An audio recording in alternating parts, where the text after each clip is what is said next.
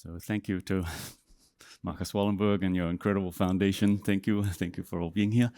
So I'm going to dig into a few of the details of some of the work that Claire and Walt just talked about. Long title, sorry. But first I would like to highlight how important the collaboration has been with this quite ridiculous slide of the productivity from the two groups. It really has interacted in an unbelievable way to advance things that neither of our groups could have done by ourselves, and I hope you caught all of those. Also, very happy that on the way, we've gotten to work on all kinds of projects that I'm not going to talk to you about, with wonderful collaborators all over the world, even occasionally getting cover articles that are always nice, and I wish I could talk to you about all those things. The thing I do want to highlight is, first of all, the technique that came out of the Ghent lab. They cleverly called it lignomics. Some of you will understand the connection there, but it's to gain an insight into early lignification, what's happening early in the process, either during early plant growth or early in the lignification process itself. And a whole group of people in both groups have been involved in this work for a long time. The details. So this is a little piece of a very old chromatogram showing some of the components that come out of that. You can start annotating them from the mass spec.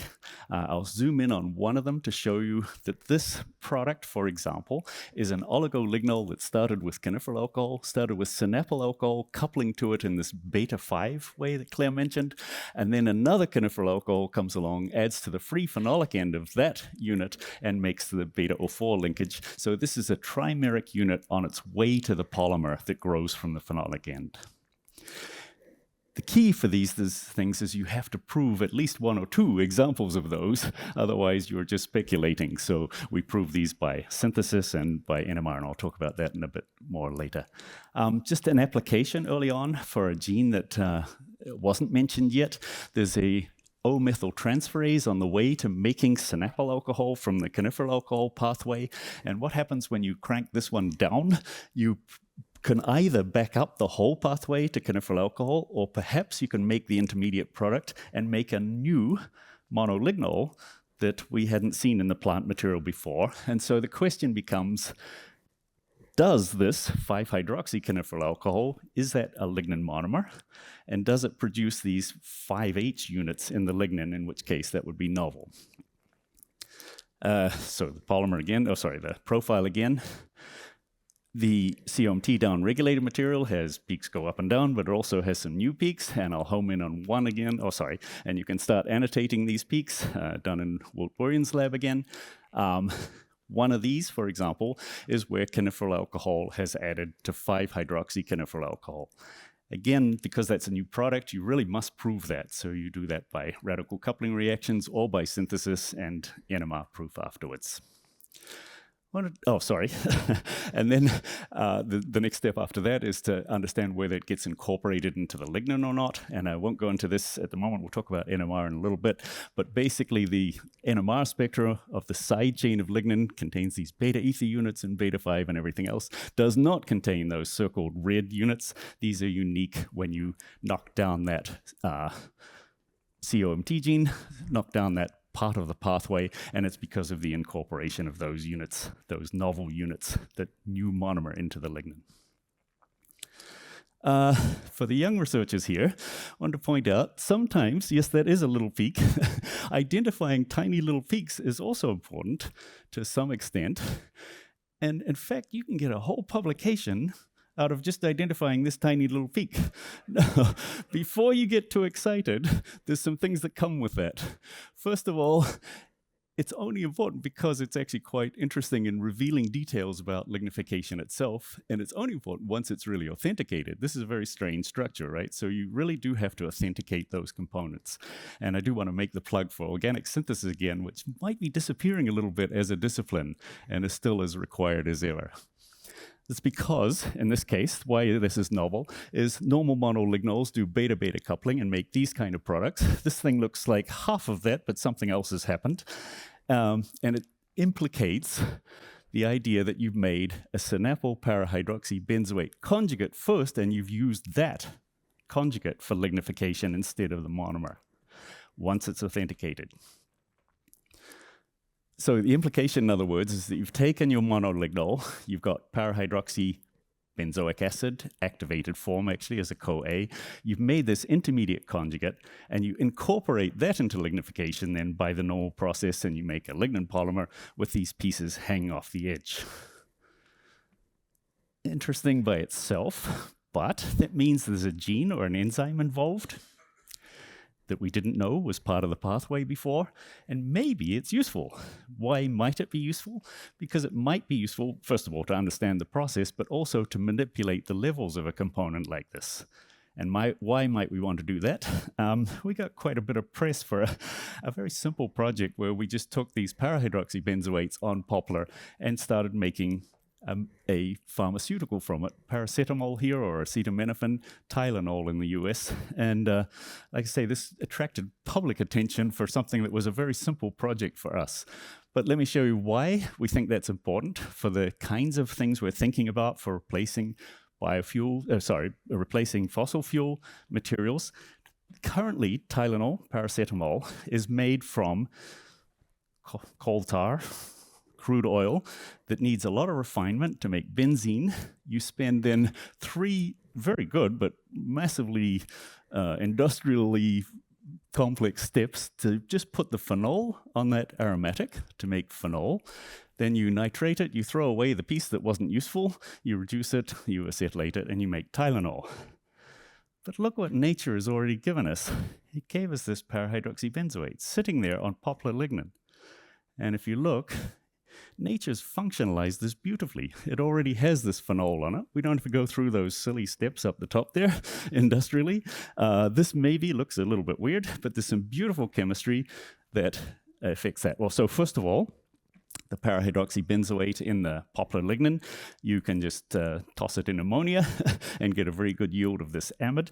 Vitali in the lab got this yield up to 98%, so very viable reaction. And then a simple bleach reaction turns this thing around, makes paraminophenol, which is actually a commodity chemical of high value and high volume in its own right, and then you acetylate it the same way. So I think you can see that process is so much simpler. You wouldn't think about going back to the fossil-derived pathway if you knew this existed in the first place. How short-sighted are we to neglect what nature has beautifully functionalized for us already? And I think we're starting to appreciate that. And there's some groups all over the world. Catalin Bata, for example, is making all kinds of products from lignin now that I don't think were considered previously. I want to talk about the NMR component. President Obama gave us this nice machine. Grateful to him during the bioenergy renaissance, if you like, in the United States. I wonder if you're aware that you don't need to isolate cell wall fractions anymore. NMR is usually considered to be useful for pure proteins or small molecules. We can take whole wood now. We have to grind it up quite finely, but we swell it in a solvent and can run solution state NMR, quite high resolution on that. And I'll show you why that's sort of useful. Oh, first of all, yes. If you take this kind of sample to an NMR department and you turn the tube upside down and it doesn't flow, they will tell you what you can do with your sample. It won't be nice. But it's extremely useful. So these are, in some ways, horrible spectra and yet unbelievably useful profiles of the cell wall component. In the aromatic region, just the aromatics show up. So pine or softwood lignins have just guaiacil lignins. They have the 3 peaks. I won't go into explaining why that is. But basically, that's the little profile for a guaiacil lignin. You take something like Arabidopsis that Wout mentioned. Suddenly it has syringal groups in it, guaiacil groups, and these H units. Claire mentioned also. You take poplar, S and G, also has the parahydroxy benzoate in it that we're making that Tylenol from. And then grasses have a lot of paracumarate on the lignin, as well as ferulate on the cell wall. It's mostly on polysaccharides, but all of those things get profiled. Make one point that if you think you have some component in your cell wall prep by, for example, seeing a peak here, the nice thing about NMR is you need all of the data from that component. So in other words, if you suspect that this peak might be paracumarate, you better see those other pink peaks too, or it's not paracumarate. So it's very diagnostic in that way. Yeah, in the side chain region, same spectra, overwhelmed by polysaccharides, but you can see the way these monomers connect. So beta ethers and phenylcumarins and so on. I won't go into this, but you can see all of those components in these complex spectra without, again, having to isolate the components. And you can actually quantify your polysaccharide distribution as well, and I won't go into that. It got better. It was never quite quantitative. Last year at the MWP, Stefania gave a nice talk, a young researcher's talk, on an improvement that allows the quantification to be done much more rigorously. And I won't go into that either, but just know that it exists. All right, to illustrate NMR just a little bit further, I'd like to do this in a slightly educational way. Forgive me, the young researchers here, I hope this is useful. Talking about a new gene that we've discovered on the pathway that's eluded us for a long time. We've already talked about monolignol conjugates, the para-hydroxybenzoate in poplar, this paracumarates on grasses, ferulates I'll talk about later, but the acetates that are on all hardwoods and all grasses eluded us as a gene for a long time, till Nondagula came along and somehow targeted this gene and has made successful transgenic poplars. And I'll use this as a case for illustrating the power of 2D NMR, I wish 3D NMR, but also the model compounds again for understanding what is happening in that plant and documenting those changes. So here's these horrible Rorschach tests again of wild-type poplar. These are the beta ether units and so on, all colorized very nicely from normal lignin.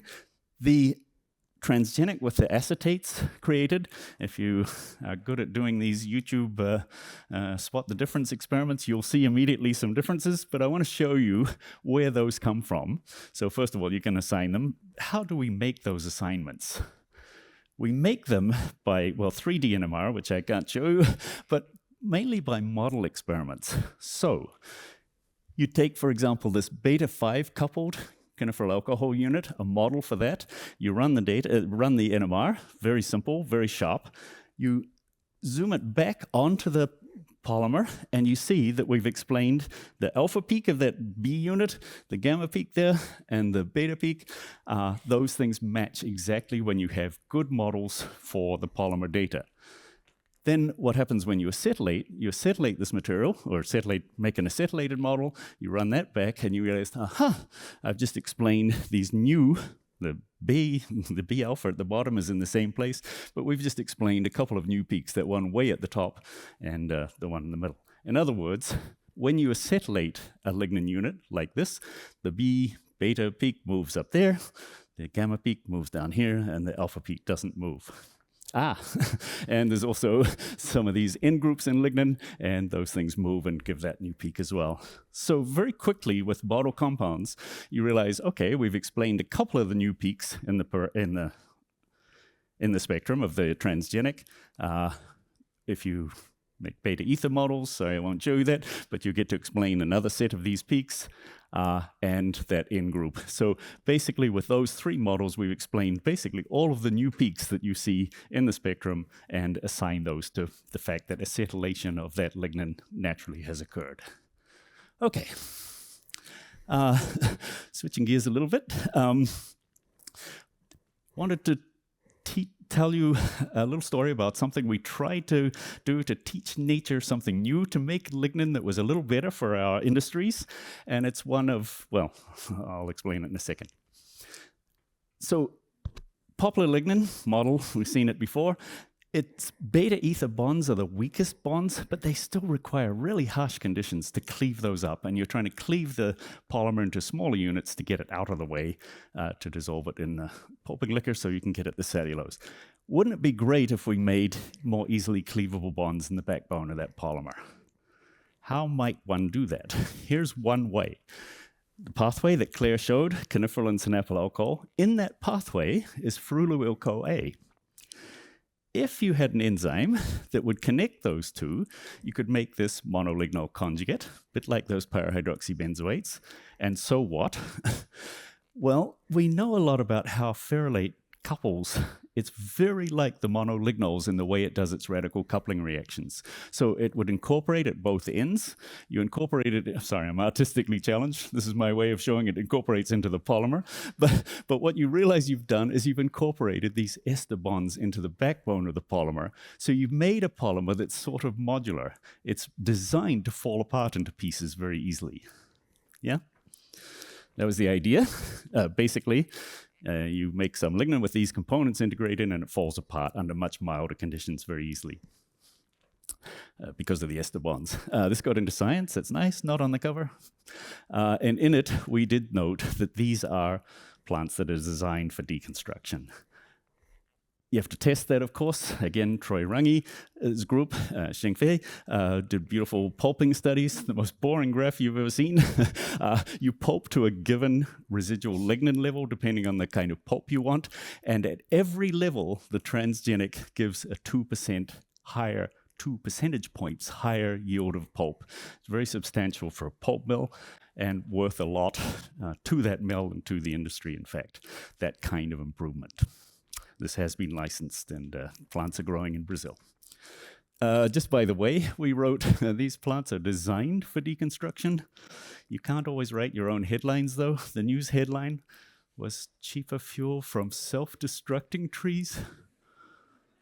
What? So the internet lit up for a little bit. Please be assured these plants don't care. These are not materials that fly apart by themselves. They fall apart a bit easier in caustic soda, which is not very common in the natural environment. Just by the way, sorry, we've got better zip genes now. I'll just point out from NMR profiling again, we've got some materials that have much more ferrolate in. So we've got new genes. These materials have not been tested yet, but we're looking forward to those because they should be way better. But I said we were arrogantly trying to teach nature a new trick. Millions, hundreds of millions of years ago, she was already doing this. We didn't know it. This is good for the young researchers too. So first of all grasses already contain this kind of lignin, zip lignin. Half of the hardwoods, most of the ones that we choose to pulp, as it turns out, contain this kind of lignin. How the heck did we not know that it already existed? Two things, we weren't smart enough. We actually had the techniques. We potentially could have discovered those with the metabolomics and the NMR. Simply no one had thought to ask. And there was no analytics to determine that those monolignal conjugates were made, but that they were used for lignification too. And I won't describe this because it's too complex, but Fashuang Liu came up with a lovely method to cleave ethers in lignin, but leave esters alone. And so this is a method that makes these monolignals back out of lignin again, an analytical method, but it leaves these conjugates intact as well, from which you can prove not only that you had this conjugate involved in lignification, but that went into lignin itself. Beautiful methodology that didn't exist until this zip lignin project. All right, I want to thank so many people, none of whom you can do justice to, across the world. It's been a marvelous ride. It's only just starting for you young people. You have big challenges on your plate for the future of this planet, and good luck. Whoops.